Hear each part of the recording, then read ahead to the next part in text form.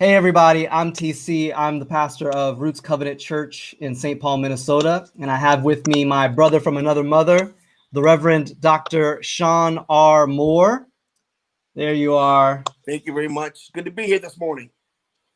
I'm excited to hear from you. Let me set the stage first by introducing you. Okay. Reverend Dr. Shawn R. Moore has a doctorate in public theology, master's of global and contextual studies, which is anthropology and missiology, bachelor's in ministry, and associates in law enforcement. Dr. Moore has 14 years of law enforcement experience, a combination of being a police officer, a U.S. Navy security specialist, and Mall of America training sergeant. Dr. Moore also has 10 years of experience teaching in higher education, adjunct professor for Bethel University and adjunct professor for Metro State University. Dr. Moore is also an accredited life coach with the ICF, International Coaching Federation. Is that right? Yeah. So, and Dr. Moore is also the associate pastor of Living Spirit Church, which is a United Methodist church right here in St. Paul, Minnesota. So thank you for being here. I'm really excited to talk with you. The context of our conversation is the events that have unfolded over the past few days. Yes. On Monday evening, police were called to a location outside of Cup Foods in South Minneapolis to an alleged forgery in progress. The officers who arrived on the scene questioned and eventually detained George Floyd, an African-American man. And while detaining him, Officer Derek Chauvin, a white man, pinned Floyd to the ground using his knee and applied significant pressure to Floyd's neck. A video captured by bystanders shows Floyd calling out multiple times that he cannot breathe, that he's in pain, and that he thinks he could die. But the video shows no effort that led up by Officer Chauvin. And then at some point in the video, Floyd's calls for help stopped. And by the time the ambulance arrived, the paramedics were lifting his body, which had become lifeless. Now, the reason why I'm excited to talk with you this morning is because your experience and your expertise is precisely at the intersections of faith, race, and law enforcement. So I could think of no one better than you to talk with about this murder.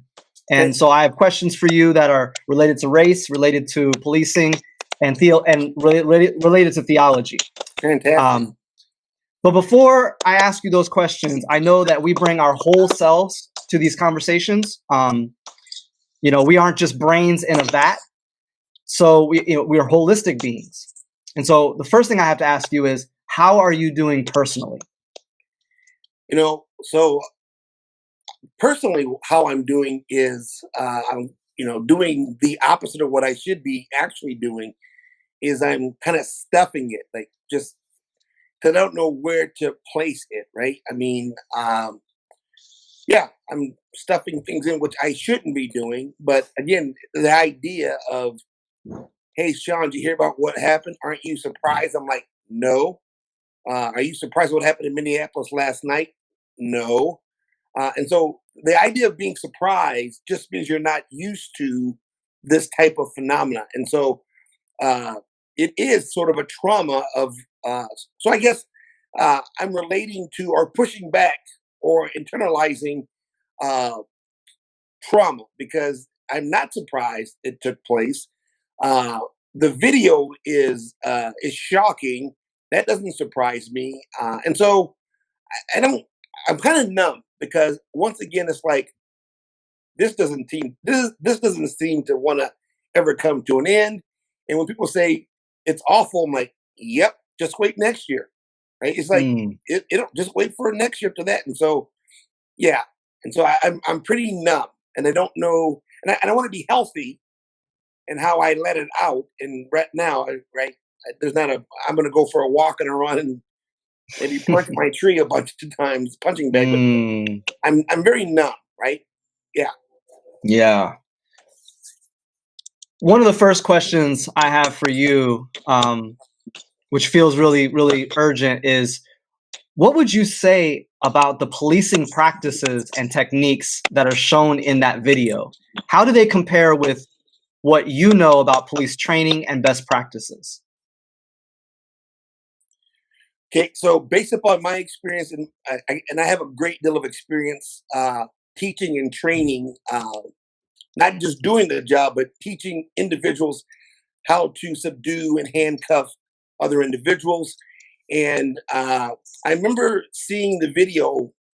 Someone said, "Hey, check out this video," and as soon as I saw it, I thought, "Wow, that's incorrect. Like that is not a proper training technique." I thought to myself, "You would never find yourself in any situation where you would put a knee on someone's neck." And so, number one, it's bad police tactics. Number one. Number two, it's not even on Minneapolis' force continuum. So each department has a force continuum from officer presence to the use of deadly force. And nowhere in their continuum do you find this technique involved. And as I was watching, I'm like, there are, I mean, literally, you don't want to second guess folks, except for when they're doing things like this, right? You can second guess this kind of behavior all the time. But my thought was there are multiple different wrist locks that could have been employed. And again, I've been out the game, law enforcement game, for multiple years. And you handcuff someone, uh, and you put them on their stomach, they're not getting off the ground with me on them. If that's what I mean, again, I don't have to put my knee on their neck to hold someone down. And there were another officer there, Hmm. so there were multiple techniques that could have been used. And again, I don't know what was going on in his mind. I can only guess. But whatever was going on didn't seem to make sense. He didn't follow protocol. Yeah, just bad, bad, bad all around. Shawn, why do you think that this continues to happen all around the country? Why do you think it happens here in Minneapolis, St. Paul? I'm sure you remember, Philando Yes. and before that, Jamar Clark. And I mean, it's just, why does this keep happening? Well, I think it happens for like an array of reasons. Some of them are very much aware to us. Some of them aren't aware. Like deep down, deep in the back of the mind, we're not sure why they happen this way. But here are a few reasons that I think it happens. Number one, I think for the most part, there is not a proper understanding of officers who are engaging in urban or in neighborhoods that have a high density of people of color. I think that's one reason. I think white supremacy is another reason. And when I use the word white supremacy, I don't mean KKK and burning crosses. What I mean is if it's white, that's right. And so it's that kind of supremacy that black and brown bodies aren't at a high degree or aren't seen as equal as white bodies, and that you have to Hmm. tolerate things that are different. And so, as long as you have to tolerate something that's different, there'll be different standards. I think police training is also another one of the things that needs to take place. So I think there are multiple facets of things that why these things take place, but I think it's a major systemic issue of the problems that we face as it relates to law enforcement in communities of color. And I think one of the things that I'm amazed about is that those who are in command, in charge, understand there's a long history of law enforcement not treating folks of color, the black community, well. You've got plantation police in the 1800s. I mean, you've got police departments that were actually doing harmful things. Up until 1964, you had sundown laws that were used to keep blacks out of things and do horrendous acts against them. And so I find it interesting that folks would say, I don't understand why the community has an issue with law enforcement when you've got you've got hundreds of years of oppression by local law enforcement upon the black community. Hmm. Which, can I just add one thing? So one of the things which I do is I train police officers here in the state of Minnesota, and sometimes I'm just dumbfounded when I tell the history of law enforcement. The people are like, "What? I had no clue." I'm like, that makes no sense that you don't have a understanding of the history of law enforcement as it relates to Black people. If you study it, you'll realize it's not. It was never good. There's never been a time in which local law enforcement and the Black community have been on good terms. And this is not just me saying this. We have historical evidence of the police not doing right by the Black community. Hmm. Historically, even slave patrols were one of the first police forces in Yes. America. Yep. So this question is going to be complex, but in the training of police, you do a lot of training of police. In the training, what needs to change in order to prevent things like this from continuing to happen? I know that's complex, but Gotcha. where would you start? I think I would start with implicit bias training, which that's something I provide because implicit bias or implicit cognition uh, behaviors just mean that humans have a leaning towards something based upon their worldview. Now, you may have an implicit bias towards something that you're not aware of. Now, you take your implicit bias, you add a worldview that is disconnected from the people that you are dealing with, then you mix in power and authority, and that's a very that's a very deadly combination to have implicit biases that are not being checked that give you power and authority. So you have to start there. Uh, you have to start there. And here's something I was thinking about this morning. I don't know how to select what you'd call the perfect officer. Like, like, how do you select this person? Because when we go through the police training, we all go through a psychological. We take the MMPI, we take the CPI, right? We take all uh, these psychological exams, and you get pretty much kind of an array of who you are. And then people can pick from, like, okay, you pass your psychological, we're going to take you on. But each department will have a particular array of, like, we want to see officers in this range psychologically, and that might become problematic when you need people who, by their very nature, are okay getting in other people's business, right? So Right. I mean, you have to have a person who's like, yep, I have no problem going to your home and being in your business. And that's not like legal business. That's just like, you just have to have a certain kind of disposition to want to do that. And if you take that away from individuals, then do you have what is a good cop, right? I mean, so that's what I would think. So I think number one, starting with implicit bias and worldview. I also think the training schedule is also very interesting because I think officers will be trained in the most with uh, new legal, so new laws that are coming out. So that's a major part of the training. But again, you've got firearms training, you have hand-to-hand combat training, but very rarely, up until maybe 3 years ago, would you have community policing programs or community policing training to where how do you treat the people that you're policing like humans? Mm. Which then brings up another part.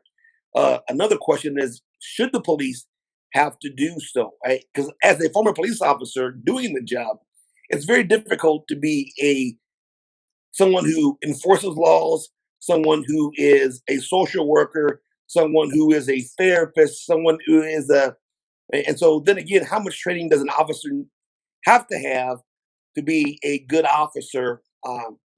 So then there's all that happen. Then there's the understanding of the willingness to be able to use deadly force when needed, right?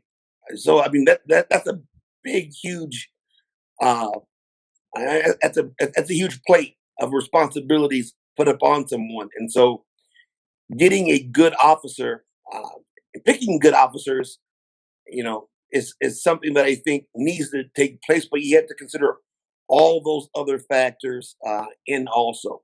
But I do think that, but outside of that, you can get a pretty good feel because as a former police officer, you can get a pretty good feel like that person shouldn't be on the streets. Mm, Like it doesn't take very long through training. Like, yeah, you don't speak well to people. Uh, you tend to agitate people. There are people that I had to work with when I was doing law when I would think to myself, God, I hope they don't come to my call. mm, Because if they come to the call, we're going to end up having to arrest someone because these guys or people that used to work with, some of them would be like, okay, this is just going to this won't turn well. This won't be a good mm, situation if they show up. And each department, right? So every department has that person that shouldn't do the job. But yeah, yeah. when you conduct trainings and when you've trained officers, what do you find is like the hardest thing for them to grasp? What do they resist? What is the thing that you constantly, encounter as resistance? So I think that one of the things that is a hard resisting piece, and I don't think it's just with law enforcement. I think it was with all human beings. The idea of uh, I believe that you're going to cause me harm. How do I respond to that? But when you have power and authority, it just gets amplified. And so, how do you train someone to see someone's humanity when they are doing things that you believe create harmful acts towards you? And I'm not talking about resisting in handcuffs. I'm talking about someone who's throwing punches or someone who's firing upon you. How do you see someone's humanity? And I think it's a difficult task to be like, that's a human who's trying to kill me. It's like they're trying to kill me, so I need to respond this way. But I do Mm, think that overall, I think that better training needs to take place as it relates to uh, the humanity of people around you. Because I think that's the hardest thing to get. One of the hardest things I find to kind of wrestle out of people is the idea that if you are a police officer and you are patrolling that neighborhood, that's your community, mm, right? So the question is, would you jack your neighbor like you would jack this person? And if the answer is no, then you shouldn't do it, right? You just shouldn't do it. Again, there's a thin line, and it's very thin of you defending yourself, you making a good arrest, and then you becoming outlandishly oppressive. It's very, and you can cross it very quickly, right? Because you're talking about force, right? And so, unfortunately, part of law enforcement is that you have to use force. And so, the question is, at what time did an elbow or a knee or a takedown become excessive? Was it the first time I did it? Again, and that's hard to, uh, to have a concrete answer. What does it mean to be excessive? What does it mean to be oppressive? And again, yes, talking about Mr. Floyd, uh, I have cop friends, and not one police friend that I have has been like, "Yep, that's good tactics." Like everyone's like, "Wow, that's horrible tactics." And again, there's something and I can't speak for that person. There's something going on in the mind because number one, he's on videotape being filmed, and he's still doing that thing. And then the crowd are saying, "Stop! Get off his neck!" And like he's being told the proper thing to do is not be on his neck. And for almost over 5 minutes, he continues to put the pressure on the neck. And so, uh, yeah, I don't know what was going through his mind at that point in time. I can guess that it's a power and authority thing. Like I'm in charge here. You can't tell me what to do, or I'll lose face. But again, uh, yeah. you brought up the whole neighborhood thing. I wonder if you agree with. I've heard this idea floated that police should be required to live in the neighborhood that they patrol or that they are policing. What do you think about that? So I think two things about that. So number one, I when I worked in Brooklyn Center, there were officers who lived in Brooklyn Center, right? And so there were officers who did actually live in their community. I think that you have to be very mindful of the state of the community in which you're deciding to live in, because again, if you are an officer and you do live in that community, the idea of someone coming and harassing you and bothering you for because there's a systemic issue. There's a big systemic issue with law enforcement, and I know you're a local cop who lives in the neighborhood. I'm going to then create harm for you, and that's not appropriate. Hmm. Uh, but I do think that again, for myself, if I was living in Minneapolis, I live in St. Paul, and I was a police officer, I probably wouldn't want to actually live in that city, not because of being a good officer or a bad officer, just because of the simple fact that the people know, like, that you're living in the community. In this day and age, uh, you can find yourself being confronted almost all the time, and I do think that your home should be a place of peace for everyone, not just local law enforcement, but for everyone. But I do know there are police officers who do live in the cities in which they patrol. But I do not know of any officers that work in Minneapolis, that live in Minneapolis, and if they do, they live on and out, closer to Golden Valley or closer to Richfield, and not away from the urban context. I think Mm. in theory, I think it's a great idea. In theory, I love the idea that you have to live in the neighborhood that you patrol. Um, in theory, I think it's good. I think practically, uh, in this day and age, you're gonna find folks that would want to cause harm based upon a bigger system to people, and they don't feel comfortable because I think everyone, and that means people of color who are police officers, folks who aren't people of color. I mean, just everyone deserves to have a place in which they can rest their heads. So in theory, I agree with it. Practicality, in the practical sense, I don't think there'll be many cops that would want to do so. I will. So with that being said, this is something that I saw the other day that I thought was very interesting. That when you, if for unlawful death, use of force issues, that they would be reduced if uh, the money was taken from the retirement and pension funds for law enforcement. I thought, oh, Mm. that's very interesting. That because that will hurt, right? That will hurt individuals within the system because without your pension, you can't really retire and you can't have this so-called good life. But I thought interesting concept that folks would consider, or the thought was, if you're going to sue, we're not going to sue the city. We're going to sue the pension plan. Your retirement's at risk. And I think, how do you reduce acts of violence?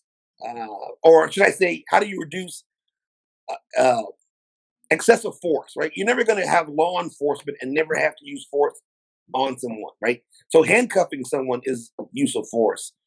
So you're never going to have an opportunity or a situation where you're never going to be able to use force with someone.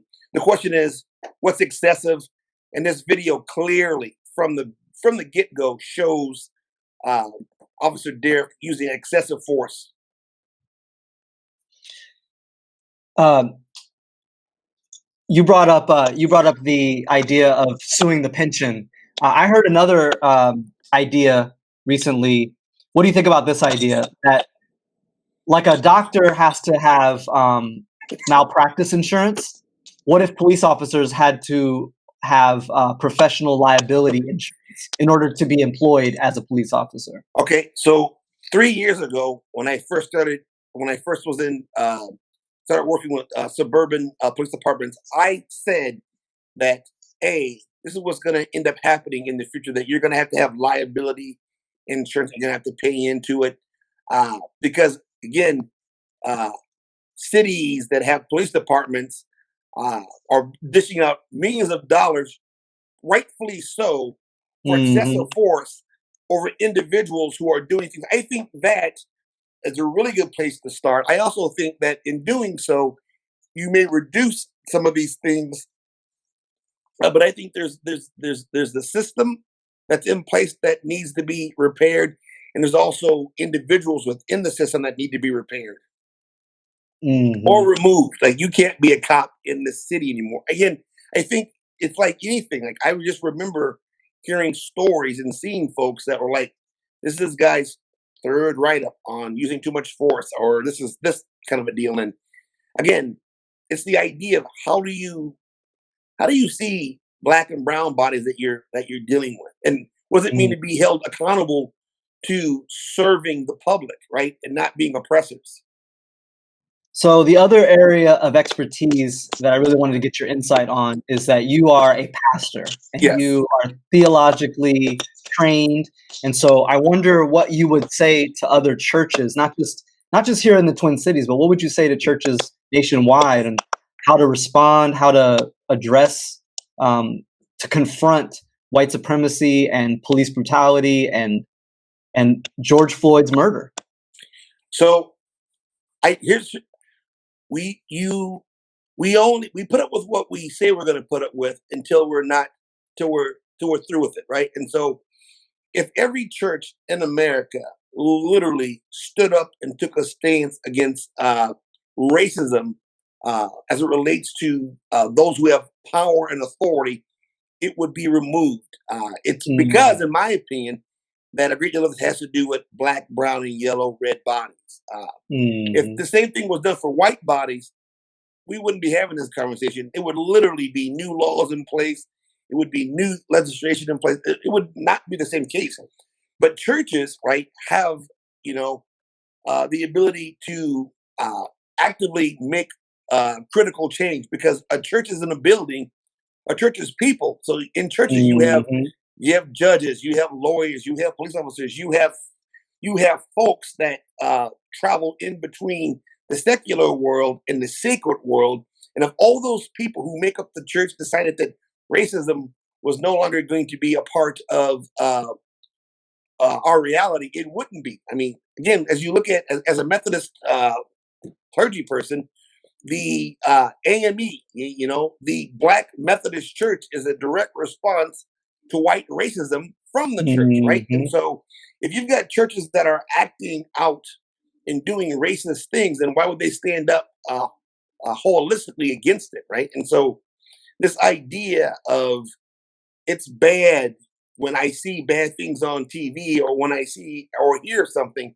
Nope, it's bad. Period. And I saw a meme from Will Smith, and it just made fun. Like that's exactly what it is. He said racism. There's not an increase in racism. Racism is just being videotaped now. You can Mhm. now Yep. actually see it. I mean, again, and here's the thing about the part of the thing that I'm not understanding about uh, the incident that took place was exactly the cops involved literally said he was resisting, but the videos show just the opposite of that. And as long as Mhm. you have people who are sworn to protect and serve who will lie, then we can't stand for that. That's right. So I'd call upon all of our churches to actually stand up, right? Because I mean, you've got, you know, I don't know how many churches that you have in America, but if they all said we are no longer going to put up with this, then it would come to an end, right? I mean, the churches would literally like these huge powerhouse churches that have thousands of people in the. They're like, you know what? We are no longer going to have this happen. But it's like, well, our church isn't located in the urban context. I'm not an African American pastor. Most of my people are white. It's this kind of mentality.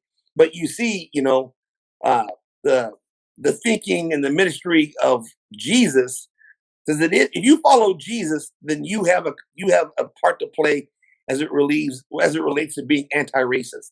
Mhm. That's a good segue into my next question, which is, what are some practices, that you draw from the Jesus way, from your Christian faith that inform you and your church and your ministry in times like this? So I think it's okay. So let me start off by saying that so I adhere to a theology that leans towards blackness, right? And so I adhere to James Cone and womanist theology, right? And so I have a leaning towards theologians who lean that way. And so uh, my thought is that God is on the side of the oppressed, right? And so I actually Amen. believe that if you're jacking people up, that God's on the side of those who are oppressed. And again, I will make two distinctions. Number one, I realize what I'm saying comes from a slant or my own bias that God is Mhm. for the oppressed. I get that. And so, but again, the second thing is I stand firmly on that also, and I'll have God deal with Shawn more when I see him. But I'm not going to let anyone else keep me from that ideology. I also think fruits of the spirit, right? Like you Mm, have to grow in the fruits of the spirit, right? And so if you're not growing that way, then I think that's a major concern if you're not going to grow in such a way. I think that you the word is mishpat, right? And so the Hebrew word for the scales being uh, made right, justice wise. In the book of Amos, again, I just think this idea of justice for all, and so uh, let it flow like water. That's the thing. There's mm, everlasting, right? And then also water, like water is for everyone, so everyone deserves to have justice. Uh, yeah, just to have justice roll upon them and to be a part of what they're actually doing, right? So I think that the fruits of the spirit, how do I grow in those, are important to me as a person of faith. And number two, I just also think that what does justice look like in the 21st century for the church, right? And so we have a lot of folks who do a lot of things, but is it the work of justice that we're talking about? recently, I've been really in convicted by the work of Dr. Shawn R. He wrote a Oh, book yeah. called Prophetic Lament. I wonder if you could speak to like how you lead in your context in your parish around lament. Like what sort of practices have you implemented? So we believe at the Beloved uh, that storytelling is important, and so the there's the meta narrative, which is the narrative that we're all a part of. Then there are these individual narratives, and that we encourage people to share their story, like share what's actually going on in your life, and then to train people to actually listen, and not like, oh, let me give you this question or you're wrong here, but to actually uh, Mm, lament or to hear a lament and to be like, I hear your story, and I think that's one of the hardest things for us to mm, do is to hear someone's story and not create uh, a segue to something else. Like, well, if you didn't do this, then this wouldn't have happened. Or why are they always complaining about? It's that the idea of being able to share your story and have others be able to listen to your story is probably the most primary thing that we do. I believe that, well, as Methodists, I believe that uh, part of our social justice is a part of our prayer and our spirituality. So, actually doing things to bring about difference is important. You have to know your platform and then stick to it, right? And so, as a teacher, educator, I do I do my part by teaching and educating, either through higher ed, through training cops, and also through the church. And so, being mindful of this may not be the place for what I have to offer, right? And so right now, I think we are dealing with lamenting, and we're dealing with emotions, and people are responding to the incident in multiple ways. mm, And mhm. so I woke up this morning, and on my news feed, Minneapolis was on fire, right? And so you've got a Mhm. bunch of, I guess, Martin Luther King said that a riot is the language of the unheard. That's right. Uh, and so there's this idea that why are people destroying things around them? I think there's a bubbling going on. Like there's Mm, this bubbling that's underneath the surface, and if you poke it, just you have this pressure shooting up through what's going on. So again, as a and, and and I'm also stuck in a in an unusual place, right? So doing the job of law enforcement, doing it well, that I thought I did it well, uh, just didn't fit for me.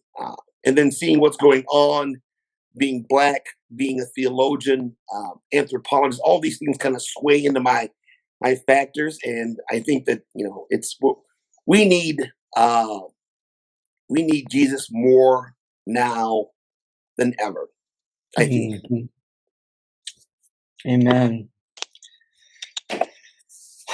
Well, Pastor Moore, I really appreciate you taking this time to let me ask you a few questions.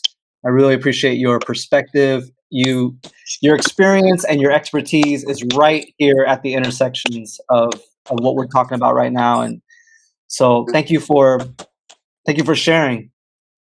Well, thanks for asking me again. So I mean, outside of this interaction, when you ask me how am I doing, yesterday I was thinking, well, I'm just number one. I believe that whatever your platform is, you have to use your platform to do whatever else. And I thought, how many more trainings do I have to do? How many more lectures? How many more sermons? Mm, How many more police trainings do I have to do to turn the tide? And so I'm mm. like, boy, this happened again. I'm not shocked, but it kind of drags out of you. And I don't, yeah, it's, I don't know. I mean, I'm at loss for words of how I'm actually doing. But yeah, I think that it's, things are not the way they should be. And as someone who studies reconciliation, uh, I think that we need to have a biblical racial reconciliation because the word reconciliation means to remove a barrier that hinders authentic relationships. So sometimes what we see is we see reconciliation means going back to a time when things were good. You won't find a time in American history where time has been good between Mm-mm. local law enforcement and the black Nope. community because of slavery. Uh, what is it? Jim Jim Jim Crow. Crow, right? So you've got slavery, you've got Reconstruction, you've got Jim Crow.